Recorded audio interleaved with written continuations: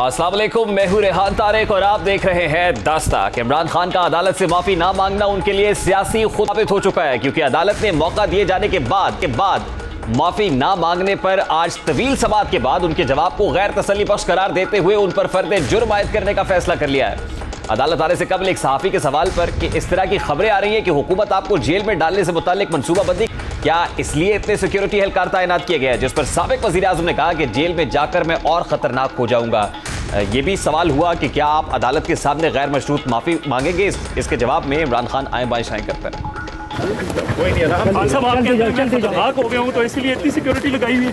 वो जेल में जाके और खतरनाक हो जाऊंगा, जेल में जाके और खतरनाक हो जाऊंगा। अदालत की जानिब से बार बार मौका दिया गया, मगर अदालत की जानिब से मौका दिए जाने के बाद भी वो जलसों में इस केस का तज़किरा करते रहे। माफी मांगने की बजाय सिर्फ अपने बयान की वजाहत पर इक्तफा करते रहे, जिससे लग यही रहा था कि वो माफी नहीं मांगे। साहिबा, ज़ेबा, आप भी तैयार हो जाएं, आपके ऊपर भी हम एक्शन लेंगे। आप सबको शर्म आनी चाहिए। मैंने ये कहा हम कानूनी तौर पे एक्शन लेंगे, ये नहीं कि मैं डंडा पकड़ के मारूंगा। मैंने कहा हम कानूनी तौर पे इनके खिलाफ कार्रवाई करेंगे। एक मजिस्ट्रेट ज़ेबा के खिलाफ ऐसे लगा कि मैंने कोई सख्त ज़बान इस्तेमाल की, अगर ज्यादा ऐसे लगा सख्त स्टेटमेंट है, ये मेरा मकसद नहीं था। ना सिर्फ इमरान खान बल्कि तहरीक इंसाफ के रहनुमा फवाद चौधरी भी बार बार यही तासुर दे रहे थे कि इमरान खान किसी तौर पर माफी नहीं मांगेंगे, और वो वही हुआ। चेयरमैन तहरीक इंसाफ ने आज भी अदालत से माफी नहीं मांगी। माजी में भी गैर मशरूत माफी ना मांगने के बावजूद उन्हें रिलीफ मिला, और इस रिलीफ का माजी में क्या नतीजा निकला वो भी आपके सामने रखता है। सुन लो, वक्त आ गया कि हम सिविल नाफरमानी की कैंपेन शुरू करें। अगर किसी पुलिस वाले ने किसी भी तरीके इंसाफ और हमारे लोगों को जो इस्लामाबाद जा रहे होंगे किसी के ऊपर हाथ उठाया और या गोली चलाई, मैं अपने हाथ से तुम्हें फांसी दूंगा। हमारे मुल्क को आजाद करें इंसाफ देके, या ताकतवर टेलीफोन करके फैसले लिखवाते रहे हैं। अदलिया है वो भी गलतियां करती है। 2013 में इमरान खान की जानिब से अदलिया और इलेक्शन कमीशन को तनकीद का निशाना बनाया गया। जजेस के रवैये को शर्मनाक करार दिया गया। इसके बावजूद गैर मशरूत माफी नहीं मांगी गई, ताहम अदलिया ने बड़ेपन का मुजाहरा करते हुए इमरान खान को माफ कर दिया। 2017 में इलेक्शन कमीशन ऑफ पाकिस्तान की तौहीन की इलेक्शन कमीशन ऑफ पाकिस्तान के 5 रुकनी बेंच ने जस्टिस सरदार रजा की क़यादत के अंदर इस केस की समाअत का फैसला किया। इमरान खान को तलब किया गया, मगर इमरान खान पेश नहीं हुए। वो उल्टा सुप्रीम कोर्ट चले गए। सुप्रीम कोर्ट ने तहरीरी जवाब जमा कराने का कहा, और एन उस वक्त जब इलेक्शन कमीशन फैसला सुनाने वाला था तो इमरान खान ने अपने वकील बाबर अवान की वसातत से गैर मशरूत माफी का कहा। उसके बाद इमरान खान पेश हुए, मामला रफा दफा हुआ। 2018 के इलेक्शंस के अंदर जब वजारत उज़्मा का इंतखाब था, उस वक्त भी इमरान खान ने ओपनली वोट कास्ट किया, जो कोड ऑफ कॉन्डक्ट की खिलाफ वर्जी थी। अल्टीमेटली मामला माफी मांगने तक आया। आज केस की समाअत के दौरान इमरान खान के वकील हामिद खान एडवोकेट दलाइल से भी यही तासुर मिला कि उनके मौक्किल अदालत से माफी मांगने को आज भी तैयार नहीं है, इसलिए बार बार वो अदालत से मामले को रफा दफा करने की इस्तदा करते रहे। इस्लामाबाद हाई कोर्ट की चीफ जस्टिस अतर मिनल्ला की सरबराही में जस्टिस मोहसिन अख्तर कियानी, जस्टिस मियां गुल हसन, जस्टिस तारिक महमूद जहांगीरी और जस्टिस बाबर सत्तार पर मुश्तमिल 5 रुकनी बेंच ने आज केस की समाअत की। अदालत के हुक्म पर इमरान खान के वकील हामिद खान पेश हुए और कहा कि गुज़श्ता रोज मैंने अदालत की ऑब्जर्वेशन के मुताबिक जवाब जमा करा दिया था, हम इस मामले को खत्म करना चाहते हैं। 31 अगस्त की समाअत के दौरान अदालत ने दानियाल अजीज और तलाल चौधरी केसेस के हवाले दिए थे। मैं अदालत को बताऊंगा कि कैसे हमारा केस सुप्रीम कोर्ट के इन फैसलों से मुख्तलिफ है। मैं इमरान खान केस के सुप्रीम कोर्ट के फैसले भी अदालत के सामने रखूंगा। चीफ जस्टिस अतर मिनल्ला ने कहा कि सुप्रीम कोर्ट के 3 फैसलों को हाईलाइट करना मकसद था। फिरदौस आशिक अवान केस में 3 किस्म की तौहीन का जिक्र है। तलाल चौधरी केस क्रिमिनल तौहीन अदालत नहीं थी। क्रिमिनल तौहीन अदालत सीरियस नेचर की कंटेम्प्ट है। क्रिमिनल तौहीन अदालत में आप इरादे का जिक्र नहीं कर सकते। गुज़श्ता समाअत पर भी आपको समझाया था कि क्रिमिनल तौहीन अदालत है, आपने ज़ेर इल्तवा मुकदमे से मुताल्लिक बात की है। चीफ जस्टिस ने कहा कि आपका जवाब हमने तफसील से पढ़ा है। दानियाल अजीज और तलाल चौधरी के खिलाफ क्रिमिनल तौहीन अदालत की कार्रवाई नहीं थी, उनके खिलाफ अदालत को स्कैंडलाइज करने का मामला था, यानी जुडिशल कंटेम्प्ट थी। सुप्रीम कोर्ट के फैसले उसके हम बाउंड हैं। इस पर वकील हामिद खान ने कहा कि हम ये मामला क्लोज करना चाहते हैं। हमने निहायत एहतराम के साथ गुजारिशात पेश कर दी हैं। अदालत ने एक और मौका दिया जिस पर तफसीली जवाब दाखिल करा दिया है। इस पर जस्टिस अतर मिनल्ला ने कहा कि क्रिमिनल तो बहुत ही हसास नौयत की कंटेम्प्ट है। क्रिमिनल तौहीन में आप कोई तौजी पेश नहीं कर सकते। हम इजहार राय की आज़ादी के मुहाफिज हैं, लेकिन इस्तेमाल अंगेजी की इजाज़त नहीं दी जा सकती। मैं आप पर ये कंटेम्प्ट क्रिमिनल कंटेम्प्ट नहीं कह सकते, ये मेरा मकसद था। चीफ जस्टिस ने कहा कि अगर कोई किसी जज के फैसले से मुतासर भी है तो इसका एक प्रोसेस है। हामिद खान साहब, आपको पिछली बार भी कहा था कि डिस्ट्रिक्ट जुडिशरी हमारे लिए रेड लाइन है। ये बता दें कि आपने जवाब में क्या बताने की कोशिश की है, क्या जस्टिफाई कर रहे हैं? जिस पर वकील हामिद खान ने कहा कि हमने जस्टिफाई नहीं किया बल्कि वजाहत करने की कोशिश की है। जस्टिस अतर बिन अल्लाह ने कहा कि हमने कानून के तहत जाना है, बहुत ही शदीद नौयत का ऑफेंस है, लेकिन क्या इसका एहसास आपको है? लगता है कि एहसास कतन नहीं है। क्या आपका जवाब सुप्रीम कोर्ट के अहकामात के मुताबिक है? आपने अपने जवाब में तौजीहात पेश करने की कोशिश की है। क्या कोई साबिक वजीर आजम तौजीह पेश कर सकता है कि मुझे कानून का पता नहीं था? चीफ जस्टिस ने कहा कि बहुत बड़ा जुर्म किया गया है लेकिन एहसास नहीं है। अवामी मकामात पर किसी की भी बेइज्जती कर दी जाती है। इतनी तकसीम पैदा कर दी गई सोसाइटी में कि फॉलोअर्स मुखालिफिन को पब्लिक मकामात पर बेइज्जत करते हैं। अगर इस जज के साथ भी ऐसा हो जाए तो फिर क्या होगा? हमने वकला तहरीक के समरात हासिल नहीं किए। जस्टिस बाबर सत्तार ने कहा कि क्या आप शो कॉज का पैरा 5 पढ़ेंगे? आप एक शो कॉज का जवाब दे रहे हैं, इसी शो कॉज नोटिस का पैरा 5 पढ़िए। चीफ जस्टिस अतर बिन अल्लाह ने कहा कि ये बता दें कि फैसले जलसे में होंगे या अदालतें करेंगी। 70 साल में कुछ अच्छा नहीं हुआ। क्या सुप्रीम कोर्ट के जज से मुतालिक बयान होता तो यही जवाब जमा होता? क्या हाई कोर्ट या सुप्रीम कोर्ट के जज के लिए भी यही जवाब होता? अफसोस हुआ जवाब देखकर, जहां आप तौजीहात पेश कर रहे हैं। वकील हामिद खान ने कहा कि हमारे लिए सुप्रीम कोर्ट, हाई कोर्ट और मातहत अदलिया के जजेस काबिल एहतराम है। हमने लिखा कि जज के एहसासात को ठेस पहुंची तो इस पर शर्मिंदगी है। जिस पर चीफ जस्टिस ने कहा कि जज के बारे में इश्ताल अंगेजी फैलाई गई। वो जज कहीं जा रही हो तो उनके साथ कोई वाकया पेश आ सकता है। ये सिर्फ खातून जज के खिलाफ बयान नहीं, इश्ताल दिलाने का केस है। क्या कोई जलसे में लीगल एक्शन की धमकी लगा सकता है? जस्टिस बाबर सत्तार ने कहा कि सियासी लीडर पब्लिक में खड़ा होकर लीगल एक्शन की धमकी भी कैसे दे सकता है? इस सेक्शन 9 पढ़ें, आप इसमें लीगल एक्शन का तरीकाकार देखेंगे। फॉरम्स मौजूद है, कानून बताता है कि लीगल एक्शन कैसे होता है। पीटीआई के वकील हामिद खान ने कहा कि कानूनी कार्रवाई हर शहरी का बुनियादी हक है। हमने कानूनी कार्रवाई कानून के दायरे से बाहर जाकर तो नहीं करनी थी। इमरान खान ने कोई धमकी नहीं दी, शायद महसूस ज्यादा कर ली गई है। जस्टिस बाबर सत्तार ने कहा कि अवामी जलसे में जो कुछ कहा गया वो आप चाहें तो हम उसे यहां चला सकते हैं। इमरान खान ने अपने रवैये से भी ये नहीं जाहिर किया कि उन्हें अफसोस है। तकरीर और तौहीन अदालत केस के बाद भी तकरीरों में तौजीहात पेश की जाती रहीं। जस्टिस अतर बिन अल्लाह ने वकील से कहा कि इमरान खान ने सुप्रीम कोर्ट के सामने कहा था कि अब इसके बाद ये नहीं कहूंगा। लफ्ज़ शर्मनाक इमरान खान की जानिब से इस्तेमाल किया गया। आप बहुत रिस्की पोजीशन में जा रहे हैं। दौरान समाअत अदालती मुआविनीन मुनीर मलिक और मखदूम अली खान ने इमरान खान पर तौहीन अदालत की कार्रवाई की मुखालिफत की।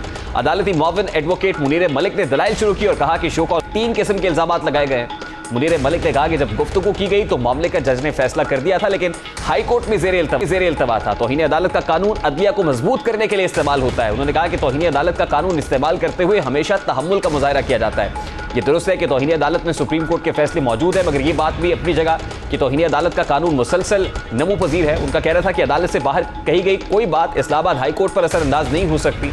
मैं आखिरी शख्स हूंगा जो मानूंगा कि इस्लामाबाद हाई कोर्ट पर तकरीर का असर पड़ा।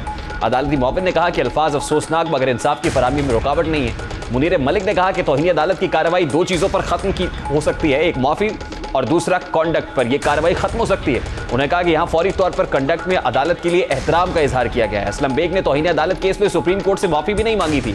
इस मौके पर चीफ जस्टिस अतर बिन अल्लाह ने पूछा कि असलम बेग कौन थे और कहाँ के आगे चलें, जिस पर मुनीर मलिक ने कहा कि मैं अदालती मुआविन हूँ, किसी और का मौक़िफ़ पेश नहीं कर रहा। चीफ जस्टिस अतर बिन अल्लाह ने सवाल किया कि मातहत अदलिया का भी सुप्रीम कोर्ट और हाई कोर्ट की तरह एहतराम किया जाता है। इसके अलावा मखदूम अली खान जो अदालती मुआविन थे, उन्होंने भी अदालत के सामने अपने रिमार्क्स रखे, अदालत के सामने अपनी ऑब्जर्वेशन पेश की, अदालत की मुआवनत करने की कोशिश की और कहा कि मफाद आमा इंसाफ की फराहमी में है तो इजहार राय की आज़ादी भी है।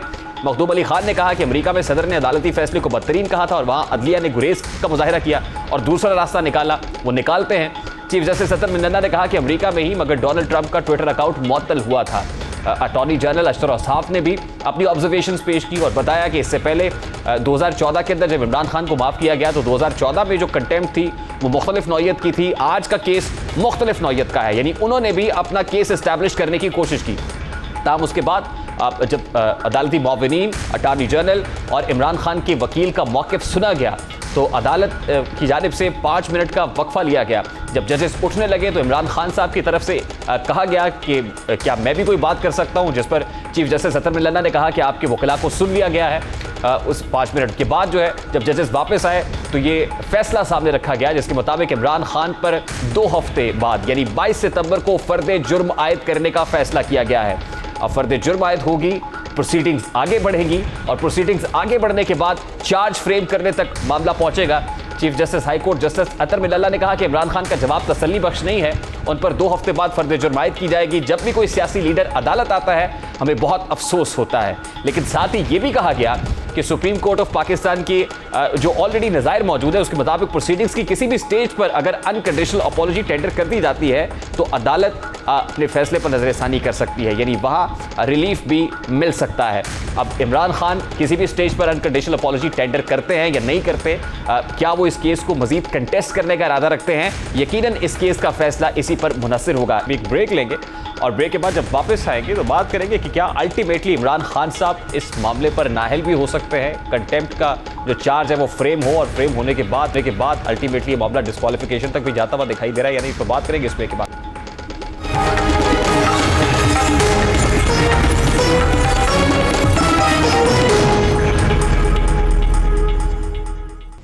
Welcome back. आज जिस वक्त इमरान खान साहब बनी गाला से रवाना हुए और अदालत पहुंचे तो सहाफ़ियों की जानिब से सवालात ताबड़तोड़ किए गए। सवालात की बौछार पर इमरान खान साहब का कहना था कि समाअत के बाद वो मीडिया से ज़्यादा कंफर्टेबली बात करेंगे क्योंकि टिकर्स चल जाते हैं जो बाद में मुश्किल पैदा कर देते हैं।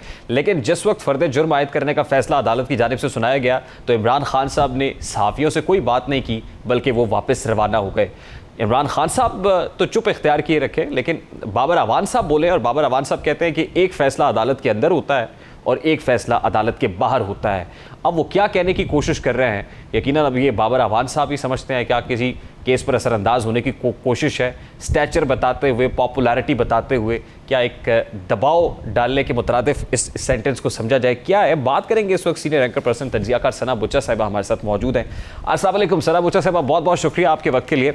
सबसे पहले तो बड़ा सादा सा सवाल है, गुज़श्ता समाअत पर जो अदालत के रिमार्क्स थे उससे ये तासुर दिया गया कि शायद इमरान खान साहब को अदालत की जानिब से रिलीफ दे दिया गया है, लेकिन आज इमरान खान पर फर्द जुर्म आयद करने का फैसला, how big is this development?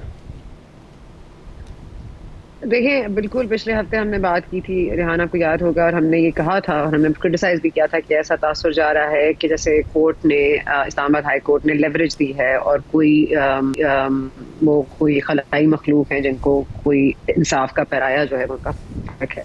लेकिन आज ये बात माननी पड़ेगी कि जिस तरह से आज केस को सुना गया, और आई थिंक ये बड़ा एक हिस्टोरिक मोमेंट भी है पाकिस्तान में, अदलिया के हवाले से भी जिस तरह से बातें की जाती हैं कि डिक्टेटेड फैसले होते हैं, असरअंदाज हो जाते हैं। फिर इमरान खान साहब ने बार बार कहा मेरे खिलाफ साजिश हो रही है, उन्होंने इस कंटेम्प्ट ऑफ कोर्ट जो उनके खिलाफ था उसको भी उन्होंने एक साजिश आंसर की तरह पेश करने की कोशिश की अपनी अवाम और अपने लोगों और अपने नौजवानों के सामने।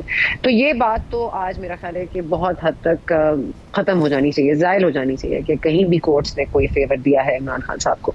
बल्कि आज जिस तरह से आर्ग्यूमेंट्स रेज हुई, जिस तरह से हामिद खान साहब के रिस्पॉन्स के लिए बार बार सवालात उठाए, जस्टिस बाबर सत्तार आज काफ़ी बोले, जस्टिस अतर मिनंदा साहब ने भी काफ़ी सवालात उठाए, और it was like a tennis match कि मतलब बॉल इधर से उधर हो रही थी। सो इट वाज लाइक एक लाइन, एक पैराग्राफ के ऊपर बहस हुई है और उनसे बार बार यही पूछा गया है कि ये आपने ये कहा, फिर आपने ये कहा, क्या आपके इस जुमले से हम ये लें? जाहिर है कि वो अपॉलजी नहीं है, वो गैर मशरूत माफ़ी नहीं है। और इमरान खान साहब ने इस कंटेम्प्ट के केस के जो अपीयरेंस थी उसके बाद उन्होंने मल्टीपल टाइम्स जस्टिस ज़ेबा साहिबा का नाम भी लिया, उन्होंने अपना दिफा भी पेश किया, उन्होंने अपनी सफाई में भी बात की। और आज जो मेरा ख्याल है जस्टिस अतर मिनंदा साहब ने बड़े वाज़ेह तौर पर कहा कि एक वो है आपको पता है जो आप बोल रहे हैं उसका मतलब सिर्फ आपको पता है, बाकी लोग जो सुन रहे हैं उनको उसका मतलब नहीं पता। तो मतलब ये सिर्फ इमरान खान साहब के अपने दिमाग में एक बात होती है जो वो कह देते हैं, लेकिन जाहिर है कि नियतों का फल तो आपको अल्लाह ने देना है, इंसानों ने तो आपके अमल का ही देखना है ना फल, और आपको वही देना है। और इमरान खान साहब ने जिस तरह से आज हामिद खान साहब ने भी गुफ्तगू की, मेरा ख्याल है कि थोड़ा सा अनकन्विंसिंग परफॉर्मेंस थी हामिद खान साहब की, बल्कि मुझे नहीं लगता कि हामिद खान साहब ने ये नहीं कहा होगा इमरान खान साहब को कि प्लीज़ आप इसको थोड़ा सा रिफ्रेश करें। लेकिन चले इतना भी कि शर्मिंदगी है, स्पर ऑफ द मोमेंट बात हो गई, स्पॉन्टेनिटी में निकल गई, ये तमाम तर लफ्ज़ उस जवाब में मौजूद, लफ्ज़ जो है वो अल्फाज जो है वो इस जवाब में मौजूद मौजूद है। लेकिन जो आई थिंक इंटरेस्टिंग बात थी वो अगर आप देख लें कि जिस तरह मुनीर साहब ने बात की, जिस तरह से मखदूम अली खान साहब ने बात की, और आई थिंक बड़ी दलाइल वाली जो गुफ्तगू और बड़ी शॉर्ट प्रिसाइज कंसाइज जो गुफ्तगू की वो अशतर औसाफ साहब ने की, जो कि बार बार 2014 का हवाला दिया हामिद खान साहब ने कि सुप्रीम कोर्ट ने बड़ा दिल करके इनको माफ कर दिया था, आप भी दिल बड़ा करें उनको माफ कर दें। पॉइंट यह है कि इस वक्त जो फैसले हैं वो अब बात हो रही थी, आज ये भी कहा गया कि भाई अगर उन्होंने 2014 में ये लिख के दिया इमरान खान साहब ने कि ऐसी कोई बात होगा जिसके दायरे में भी आए कंडेम्ड के, मैं बहुत इज्जत करूंगा। इमरान खान साहब ने कर ली इज्जत, तो आप फिर आएंगे 2021 2022 में फिर कंटेम्प्ट के लिए पेश होंगे, फिर आप कहेंगे फिर माफ कर दें। ठीक है, actions actually speak louder than words. आज देखिए, अब एक मामला ये है, ये अतर मिनल्ला साहब ने कहा भी कि प्रोसीडिंग्स की किसी भी स्टेज के ऊपर अगर अनकंडीशनल अपॉलॉजी टेंडर कर दी जाए तो अदालत इसको डिसमिस करने का इस्तेकाक रखती है। दूसरी इंपॉर्टेंट बात यह है कि जब फर्द जुर्म आयद हो जाएगी तो उसके बाद इमरान खान साहब का ये फंडामेंटल राइट तो है जो उनसे कोई छीन नहीं सकता है कि वो अपने केस को दिफा करें। अब ये दोनों ऑप्शंस उनके पास मौजूद है कि किसी भी स्टेज के ऊपर या तो वो अनकंडीशनल अपॉलॉजी अभी भी कर लें, या सेकेंडली ये है कि वो इस केस को कंटेस्ट करें। आपको क्या लगता है कि वो इसका दिफा करेंगे, जैसे आज हामिद खान साहब भी अपने जो दलाइल हैं उससे ये जाहिर करते रहे कि उनके मौक्किल ये किसी भी जगह पे अनकंडीशनल अपॉलॉजी के लिए राजी नहीं है, तो आपको क्या लग रहा है, अनकंडीशनल अपॉलॉजी की तरफ जाएंगे या इसको केस को कंटेस्ट करेंगे? देखिए, अनकंडीशनल अपॉलॉजी तो उस वक्त होती है ना रेहान, जब आपको थोड़ी सी शर्मिंदगी हो और आप ये सिर्फ कहते ना कि मैं शर्मिंदा हूँ अगर उनकी फीलिंग्स हर्ट हुई। जिस तरह से आज उन्होंने कहा कि जजेस की फीलिंग्स नहीं होती, जजेस के एहसासात को दूर रखिए। ठीक है, आपने एक इश्तियाल अंगेज गुफ्तगू की है एक जलसे में खड़े होकर, जहाँ आपकी अवाम जो है चार्ज्ड है, आप उनको बार बार कह रहे हैं कि बाहर निकलो बाहर निकलो। बाहर निकल के उन्होंने क्या करना है, फूल तो नहीं बरसाने ना। तो आप एक खतरनाक, तो आप हो ही रहे थे, आपने आवाम को भी खतरनाक कर दिया लोगों के लिए, आपने उनको भी खतरे से खाली नहीं छोड़ा जो जस्टिस साहिबा हैं। प्लस ये कि आपने सुप्रीम कोर्ट का अगर ये कोई जज होती है और अगर आपने ये बात की होती तो क्या आपका जवाब यही होता? तो पॉइंट ये है कि आपने एक मसावात तो आपने इन एनी केस प्रैक्टिस करनी है। उनका इंसाफ जो है, इमरान खान सब कहते हैं एक इंसाफ उनके लिए, एक इंसाफ मेरे लिए, इंसाफ तो सभी पर उसी तरह का है। प्लस सुप्रीम कोर्ट का जो फैसला है वो उन पर बाइंडिंग भी है, सुप्रीम कोर्ट बाइंडिंग है इस्लामाबाद हाई कोर्ट पर, तो ये फैसला तो कोई और आ नहीं सकता था। अब देखिए माफी कर रहे हैं, क्या अपने इलेक्शन कमीशन से माफी नहीं मांगी थी? 3 दफा उन्होंने कहा था मैं नहीं कहूंगा, मैं 3 दफा उन्होंने माफी मांगी है। तो क्या वो बदल गए हैं? क्या उन्होंने आजकल इलेक्शन कमीशन के ऊपर फूल बरसा रहे हैं? क्या वो उनको पालतू नहीं कह रहे? तो एक इंसान जिसके रवैये में कहीं पे कोई पशेमानी नहीं है, कोई शर्मिंदगी नहीं है, वो सिरे से सिर्फ तौजी पेश करता है कि मैंने क्यों कहा। भाई शहबाज गिल साहब को टॉर्चर किया गया, आपको ये नहीं पता था केस बन रहा है। अब बाबर अवान साहब मिनटों बाद बाबर अवान साहब कह रहे हैं एक जो है फैसला अवाम करती है और एक फैसला कोर्ट में होता है। भाई अब आप क्या हिंट कर रहे हैं? आप क्या, what are you hinting eight?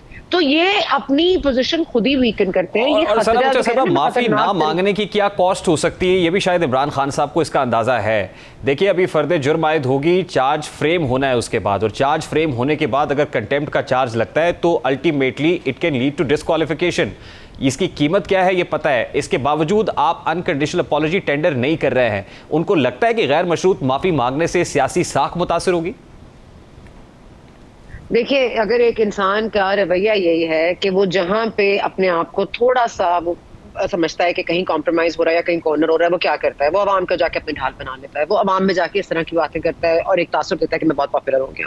Problem ये है रेहान भाई कि अगर आप ये देखिए कि आज जो इनकी फैन फॉलोइंग थी, जो इनके फैंस थे, जो इनके सत्यान खान साहब और फवाद चौधरी साहब और बड़े बड़े लोग आए थे, जनाब फवाद, वो सब खड़े रहे, क्या उनको अंदर प्रेमिसेस में भी आने की इजाजत दी गई? आज ये बड़ा इंपॉर्टेंट पॉइंट मैं रेज करने लगी हूँ कि उस इहाते में आपको पाकिस्तान तहरीक इंसाफ का कोई कारकुन, कोई लीडर आपने आने दिया? नहीं आने दिया। आपने कोर्ट रूम नंबर 1 में किसी को जिसका नाम लिस्ट पर नहीं था आपने जाने दिया? तो जब ये अवाम को हमारे खिलाफ बरगलाएंगे और लेकर आएंगे तो दूसरे पॉइंट पे भी तो कोई बैठा है ना, कोई सिक्योरिटी इदारे हैं, कोई फोर्सेस हैं, कोई हाथ पे हाथ धर के किसी ने चूड़ियां पहन ली हैं कि इमरान खान साहब को खुला रिश्ता मिल जाएगा। इमरान खान साहब का मसला ये है कि उनको लगता है कि वो जब जब प्रेशर डालेंगे वो तब अपनी मर्जी हस्बे मंडा फैसले ले लेंगे। आप ये समझती है कि अदालत के आज के फैसले से ये इशारा जरूर मिला है या ये सिग्नलिंग बड़ी क्लियर है कि नो वन इज अनटचेबल? मेरा ख्याल है कि यही है, लेकिन बाबर रहमान साहब will twist it around and Fawad Chaudhry साहब will come again eight 10 o'clock और 8 o'clock शो में, और वो फिर आपको कहेंगे कि देखिए जी कायम मकाम चीफ जस्टिस को माफी मांगनी चाहिए, और इमरान खान साहब क्यों माफी मांगी। तो ये तो रवैया है, ये तो आपका मतलब, मुझे तो लगता है कि इमरान खान साहब को अपने हवालियों को फायर कर देना चाहिए, क्योंकि जब उनको डॉलर का रेट भी टीवी से पता चलता था, टमाटर प्याज का रेट वो लेने नहीं आए थे, आज उनको ये नहीं पता था केस चल रहा है। मतलब इनकी इग्नोरेंस इनके लिए सबसे खतरनाक हो, ये क्या किसी के खतरा बनेंगे, ये तो खुद अपने आप को खतरनाक बना रहे हैं, अपने लिए खतरे मोल ले रहे हैं। इनकी तो अपने लोग ही खतरनाक हैं। अगर एक बंदा मुझे सही एडवाइस नहीं कर सकता, मुझे तो बड़ी फिक्र है आज हामिद खान साहब के साथ क्या होने वाली है, तो कहेंगे तुमने मुझे ये नहीं कहा। और आज देखिए जिस तरह वो खड़े होकर कहना चाह रहे थे कि मैं बोलना चाहता हूँ, मतलब जब पैसा हो गया, खत्म हो गया कोर्ट में, वो उठने लगे, आप कह रहे हैं कि मैं कुछ कह सकता हूँ, भाई आप क्यों कहेंगे, आपका वकील है ना, उसने कह दिया नहीं। लेकिन तहरीक इंसाफ के लोग तो ये कहेंगे कि खान साहब कहना चाहते थे लेकिन उनको बोलने का मौका नहीं दिया गया। मैं वही तो कह रही हूँ, खान साहब टीवी में बोलते हैं ना, खान साहब जलसे में बोलते हैं, वो उनकी जगह है, वो उनको कोई नहीं रोक सकता, लेकिन कोर्ट में आप नहीं बोल सकते। कोर्ट में आपका वकील बोलता है आपके लिए, और वो बोल चुके, उन्होंने अपनी सारी जजमेंट स्टेटमेंट सुन ली, आपके वकील का काम था आपको रिप्रेजेंट करना, उन्होंने कर दिया। अब अच्छा किया बुरा किया, योर चॉइस, आपने क्या करना है। आपने तो वैसे भी अपनी गलती का सारा बोझ दूसरे पे ही डालना होता है, तो वो एन मुमकिन है कि हामिद खान को कहेंगे मुझे तो अच्छा वकील भी नहीं मिला, मुझे तो मौका भी नहीं मिला। पॉइंट ये है कि खान साहब को मौका मिला, आपको 8 दिन मजीद मिले जो किसी और को नहीं मिले, जो तलाल को नहीं मिले। और आप ही याद रखिए कि आज सुप्रीम कोर्ट ने इस फर्क को भी जाहिर कर दिया है कि तलाल और दानियाल को एक जुडिशियल कंटेम्प्ट थी और ये एक क्रिमिनल कंटेम्प्ट है। तो he was actually talking about a case. और ये भी याद रहे कि जो तलाल, दानियाल, निहाल ने जो गुफ्तगू की थी वो निजी महफिलों में हुई थी, वो जलसों में नहीं हुई थी, उनका उनमें नाम नहीं लिया गया था, उनको डायरेक्ट थ्रेट नहीं किया गया था। तो बहुत रूम है इस वक्त कंपैरिजन का कि अगर आप कह रहे हैं कि उनके साथ तो उन्होंने तो बहुत ज्यादा कहा था, नहीं, उन्होंने ज्यादा नहीं कहा था, उन्होंने किसी को धमकाया नहीं था, उन्होंने बीच जलसे में खड़े होकर नहीं कहा था कि हम छोड़ेंगे नहीं। किसको नहीं छोड़ेंगे आप, कैसे नहीं छोड़ेंगे आप? लीगल का लफ्ज आपने संभाल ही नहीं किया। जब करें कन्वीनियंटली मुबैना हमने तशद्दुद का, इसमें तो कोई दो राय नहीं है कि आज 5 रुकनी लार्जर बेंच ने एटलीस्ट जो कूल एंड काम कस्टमर है हामिद खान साहब, उनको बिल्कुल आउट क्लास कर दिया है। यानी कोई जवाब उनके पास मौजूद नहीं था, कोई भी जस्टिफिकेशन नहीं थी और लॉजिकल ग्राउंड्स के ऊपर कोई बात करते हुए दिखाई नहीं दे रहे थे। अब मुझे नहीं समझ आई कि हामिद खान साहब जैसे इतने दानिशमंद वकील जो सुप्रीम कोर्ट बार के प्रेसिडेंट भी रहे हैं, सीजन्ड लॉयर हैं, वो ये सब कैसे कर रहे थे। लेकिन सना बुच्चा साहब एक और बड़ी इसका जो पॉलिटिकल एस्पेक्ट है, आप देखिए कि इमरान खान साहब किसी भी केस का फैसला आने से पहले एक बयानिया बना देते हैं और एक बयानिया उन्होंने बहुत दिन पहले बना दिया है और वो ये है कि लेवल प्लेइंग फील्ड तैयार करने की कोशिश की जा रही है कि मुझे और नवाज शरीफ को इक्वेट किया जाए। अब यही लेकर वो अवाम में जाएंगे कि देखिए मैं तो आपको बता रहा था कि ये होना है और ये एक सोचे समझे प्लान के तहत हो रहा है। देखिए आपसे कुछ देर बाद वो मुल्तान जलसे से खिताब करेंगे वीडियो लिंक पर, ठीक है। और यहाँ पर बड़ी आपको मैं बता दूं कि लोग अब ये डिसाइड करेगा इमरान खान साहब का फ्यूचर। ये जो जलसा है, ये जो आज गुफ्तगू करेंगे, this decide the future of Imran Khan in politics, in Pakistani politics, in the frame of things to come. ये आज जो बात करेंगे, अगर तो उन्होंने आज विक्टिम कार्ड प्ले किया, जो कि ऐन मुमकिन है क्योंकि वो उनको वही आता है, उनको नहीं आता ये समझना कि I am fully responsible of what is happening to me. उनको लगता है कि बस दूसरे ने उनके साथ ज्यादती की है, वो तो बिल्कुल सही है। दूसरे ने उनको समझने में ज्यादती की, दूसरे ने उनकी नीयत को नहीं समझा, दूसरे ने उनकी नेकी अच्छाई नहीं देखी, दूसरे ने उनकी सदाकत और अमानत नहीं देखी। मतलब आप अवाम को जाके यही रोना रोएंगे। और अगर उन्होंने आज अवाम के साथ यही रोना रोया और अगर आज उन्होंने फिर जस्टिस साहिबा का हवाला दिया और कोई बात की, तो अब फिर माफी मांग लें, उल्टे टंग के माफी मांग लें, लिख के माफी मांग लें, खून से लिख के माफी मांग लें, उनको मिलेगी। और ये इस बात के वैसे कितने इम्कानात देख रही हैं आपके इमरान खान साहब वही अल्फाज दोहराएंगे? मैं आपको नहीं पता इमरान खान साहब का, आप रेहान साहब आप मुझसे बेहतर जानते हैं इमरान खान साहब को। मतलब has he ever disappointed, has he ever disappointed? मतलब whenever the pressure builds he loses his cool.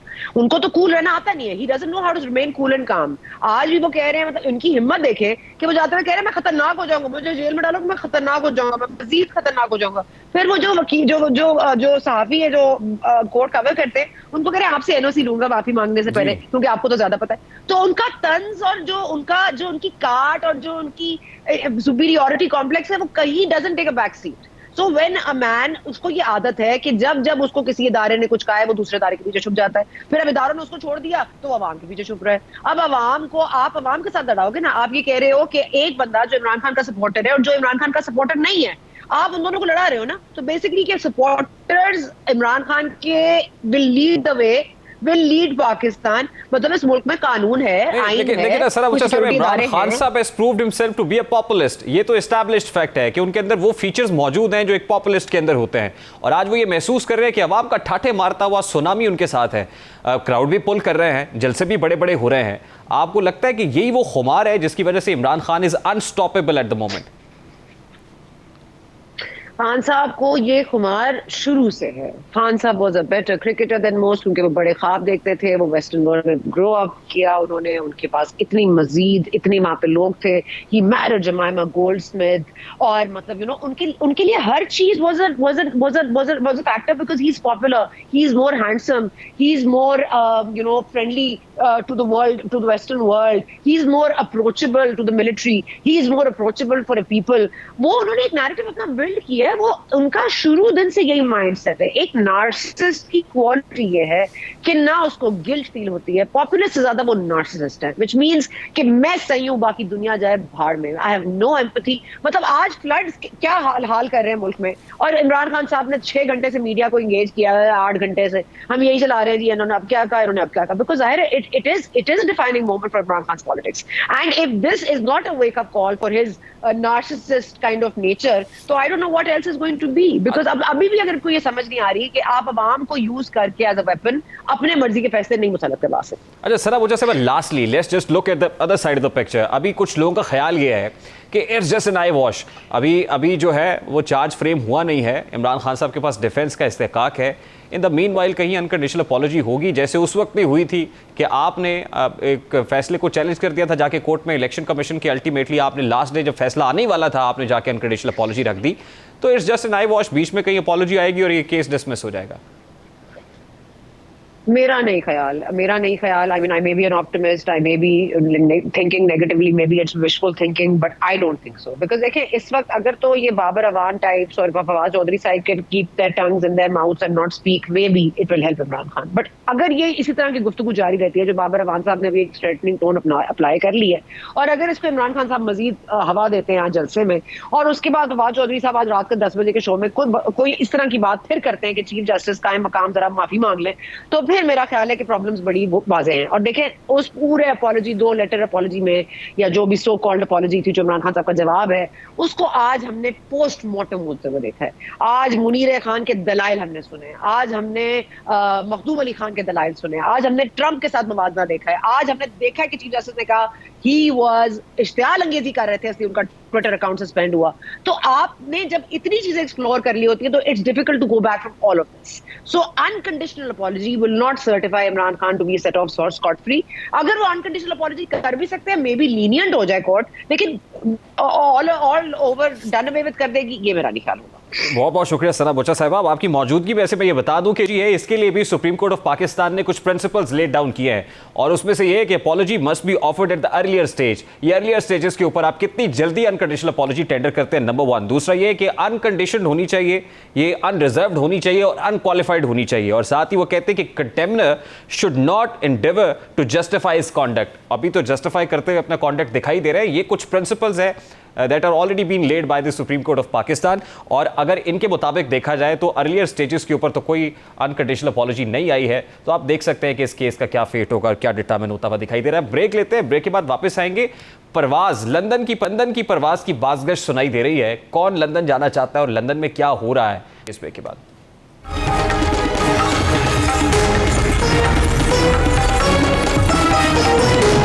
Welcome back. Maryam Nawaz की पासपोर्ट वापस हासिल करने की कोशिश एक बार फिर नाकाम हो गई है, क्योंकि आज चौथी बार उनकी दरखास्त पर समाअत करने वाला बेंच ही टूट गया है और केस की फाइल दोबारा चीफ जस्टिस लाहौर कोर्ट को भिजवा दी गई है। इस बार नायब सदर मुस्लिम लीग नून मरियम नवाज के पासपोर्ट की वापसी के लिए दायर दरखास्त पर 2 रुकनी बेंच के जज जस्टिस अनवारुल हक पन्नू ने समाअत से माजरत की। इससे कबल भी मरियम नवाज की पासपोर्ट वापसी की दरखास्त पर 3 बेंच टूट चुके हैं। मरियम नवाज शरीफ को 2019 में चौधरी शुगर मिल्स केस में गिरफ्तार किया गया था। उनकी गिरफ्तारी उस वक्त अमल में लाई गई जब वो जेल में अपने वालिद नवाज शरीफ से मुलाकात कर रही थी।